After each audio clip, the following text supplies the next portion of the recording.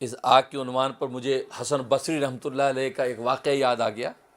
امام حسن بصری رحمۃ اللہ علیہ فرماتے ہیں کہ زندگی میں مجھے کبھی کسی نے لاجواب نہیں کیا، مجھے ایک چھوٹی سی بچی نے لاجواب کر دیا۔ کہا کہ میں چلا جا رہا تھا، ایک چھوٹی بچی، اس کی آگ میں، ہاتھ میں آگ کی شمع تھی، جل رہی تھی، تیز ہوا کا جھونکا، آگ بجھ گئی۔ جیسے بجھی تو میں نے بچی سے کہا بیٹا یہ کہاں چلی گئی، یہ آگ جو تھی کہاں چلی گئی؟ تو بچی نے فوراً میری طرف دیکھا، کہا چچا جان آپ یہ بتا دیے آئی کہاں سے تھی، میں بتا دوں گا کہ گئی کہاں۔ آئی کہاں سے تھی آپ بتا دیجئے، پھر میں بتا دوں گی کہ گئی کہاں۔ حسن بصری فرماتا ہے میں اس بچی کی بات سن کے لاجواب ہو گیا کہ بات بہت پتہ کی۔ تو حقیقت یہ ہے کہ یہ آگ ہوا کے جھونکے سے بجھ جاتی ہے، لیکن اللہ تبارک و تعالیٰ نے اس بجھنے کا ذکر جو ہے اپنی طرف کیا کہ اللہ تبارک و تعالیٰ نے آگ کو سلب کر لیا۔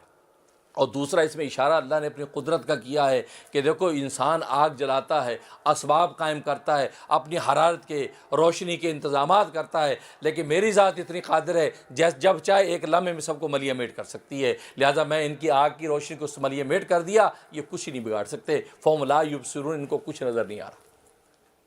اس لیے اللہ تبارک و تعالیٰ اس کو ذکر فرمایا۔ یہ تو مثال تھی پکے منافقوں کی، لہٰذا ان کو ناری قرار دیا، ناری، یہ پکے منافق۔ دوسرے جو ہے وہ کچے منافق، یہ ہے مائی، یعنی ان کی پانی والی مثال پیش کی۔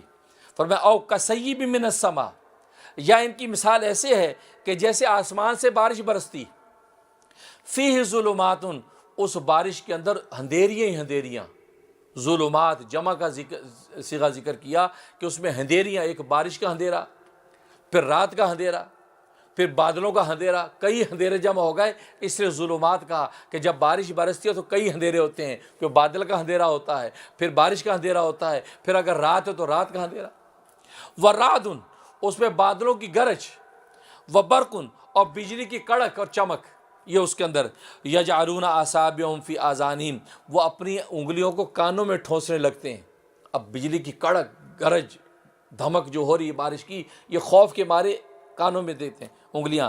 من الصواعق حذر الموت، یہ جو ہے وہ جو کڑک چمک جو بجلی کی ہے، اس کے خوف سے، مرنے کے ڈر سے یہ انگلیاں کانوں میں دے لیتے ہیں۔ ان کی یہ حالت ہے۔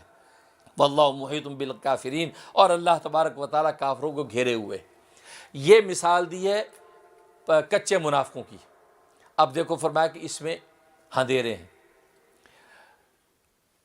بارش برس رہی ہے، اندھیرا ہے، اب بجلی جیسے چمکتی ہے تو روشنی میں انسان چلتا تھوڑی دیر، پھر رک جاتا ہے، پھر اندھیرا ہو گیا، رک گئے، پھر بارش، پھر بجلی چمکی، روشنی، پھر تو چل پڑے۔ چنانچہ مسافر ایسے ہی کرتے ہیں، ایسے موسم میں تھوڑی سی روشنی دیکھی، چلنے لگ گئے، پھر رک گئے، پھر روشنی چلنے لگ گئے۔ فرمایا ان کی مثال بالکل ایسی ہے کہ جب دین اسلام کی فتوحات دیکھتے ہیں، اور نبی پاک صلی اللہ علیہ وسلم کے معجزات دیکھتے ہیں، اور دین اسلام کا نور جب ان کو محسوس ہوتا ہے، اس روشنی میں آگے بڑھتے ہیں، اور رسول اللہ کی طرف بڑھتے ہیں، اسلام کی طرف مائل ہوتے ہیں، لیکن پھر اس کے بعد ان کی جو طبیعت غالب آ جاتی ہے، اس پر رک جاتے ہیں، پھر آگے بڑھتے بڑھتے پھر رک جاتے ہیں۔